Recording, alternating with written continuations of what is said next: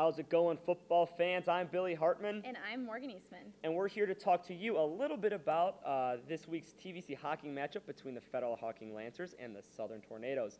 Last year, this was a very interesting and entertaining game. That's right, Billy. Last year, the Lancers won only by 6 points, ending in 18-12 at home, and it was a defensive battle. It's going to have to be another defensive battle this time around. That's right, Morgan. The Southern defense will have a tough task at hand trying to stop this red-hot Lancer offense coming off of a 40-point game last week against Hannon, winning 40-6.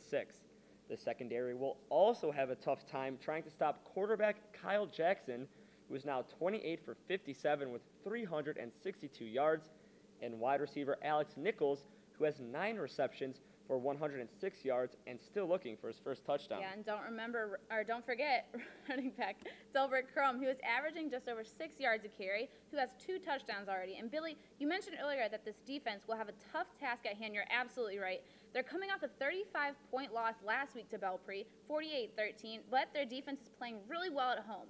This Tornado defense is averaging 13.5 points per game at home this season, plus they've got their home turf to defend. Well, Morgan, the Southern Fed Hawk game has all of the makings of a very exciting matchup.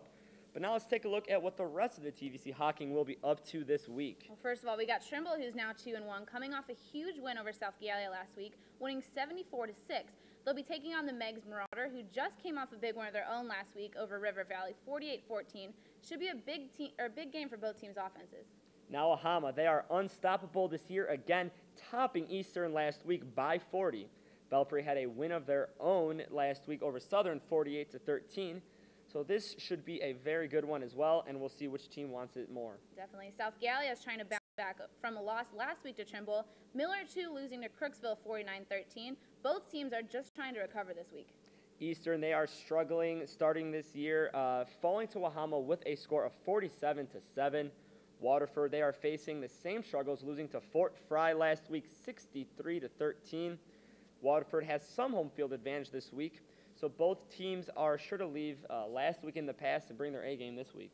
Well, that's all we've got for you here. Be sure to tune in tonight at 11:30 at WOUB to watch Josh and the rest of the Gridiron gang talk about other games in the league. I'm Billy Hartman. And I'm Morgan Eastman, reminding you there's nothing better than Friday nights and Gridiron Glory.